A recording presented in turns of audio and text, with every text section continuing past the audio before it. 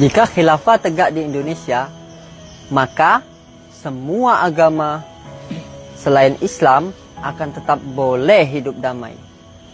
Semua akan diberi kebebasan untuk menyembah Tuhan-Tuhan mereka. Mereka tidak akan dipaksa untuk masuk Islam. Lalu, apa masalahnya jika khilafah tegak di Indonesia? Lalu, apa masalahnya sehingga Pancasila harus diganti oleh khilafah? Mikir. Jika khilafah tegak di Indonesia, maka pendidikan bahkan kesehatan akan digratiskan untuk seluruh rakyat tanpa terkecuali.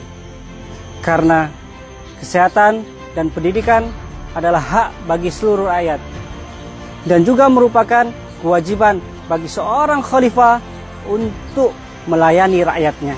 Khilafah akan membuat semuanya menjadi gratis, pendidikan, kesehatan, dan sebagainya. Ini tidak ubahnya seperti janji partai politik ketika kampanye dalam pemilu. Saudara-saudara sekalian, akan kita bangun jembatan di desa ini. Tapi Pak, kan sungainya tidak ada. Ya sudah, kita buatkan sungai. Mikir. Jika khilafah tegak, maka tidak akan ada lagi penista agama. Seperti Abu Janda, Denny Siregar, Bu Sukma, dan Muwafiq. Khilafah dengan sistem hukum Islamnya akan menindak tegas para penista agama. Islam pun akan mulia dan agama lain tetap dihormati. Apakah penista agama lain juga akan ditindak oleh khilafah? Apakah seperti Yahya Waloni itu akan ditindak? Saya ragu. Pernahkah khalifah-khalifah yang membunuh para ulama di Cordoba diadili?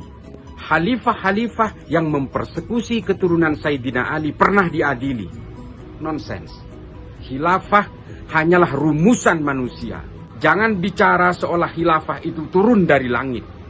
Mikir. Jika khilafah tegak, tidak ada lagi para maling uang rakyat alias koruptor.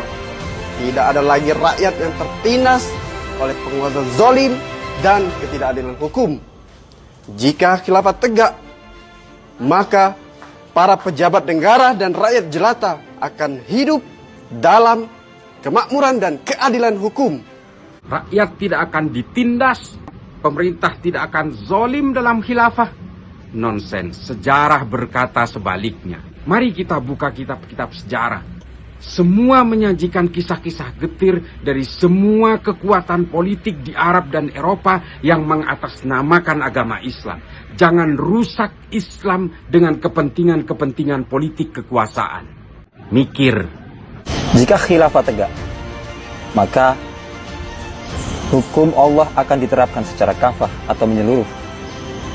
Tidak ada lagi perzinahan, tidak ada lagi riba, tidak ada lagi miras, dan tidak ada lagi kesyirikan yang secara terang-terangan seperti hari ini. Dan tidak ada lagi umat muslim yang meninggalkan sholat dengan bangganya. Semua akan taat kepada Allah Subhanahu wa ta'ala. Apakah sejarah khilafah tidak pernah menyajikan kemaksiatan? Banyak. Apakah di Baghdad pada zaman itu tidak ada hiburan malam? Ada. Apakah di Baghdad pada zaman itu tidak ada tempat-tempat minum? Ada. Baghdad adalah kota metropolitan pada zaman Bani Abbasiyah. Semuanya juga ada. Seperti halnya kota-kota metropolitan hari ini. Jangan bicara soal kemaksiatan dan sebagainya. Pada zaman khilafah semuanya juga ada. Ada beberapa seks menyimpang yang dilakukan oleh para khalifah. Hobi meminum minuman keras. Bahkan penyimpangan agama juga banyak terjadi pada zaman khilafah. Pembunuhan, peracunan, perang sesama umat Islam juga terjadi. Jangan kemudian dikemas seolah-olah khilafah ini adalah masterpiece yang turun dari langit. Khilafah ini juga dirumuskan oleh manusia, ditetapkan oleh manusia, sehingga potensi penyimpangan itu pasti terjadi. Mikir.